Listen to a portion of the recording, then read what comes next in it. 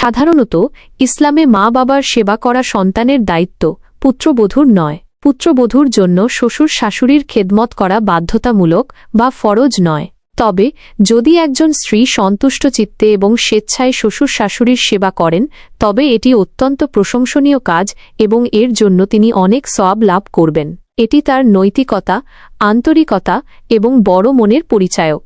ইসলাম এবং নৈতিকতার দাবি হল পুত্রবধূ শ্বশুর শাশুড়িকে নিজের মা বাবার মতো সম্মান করবেন, শ্রদ্ধার চোখে দেখবেন এবং ভালোবাসবেন।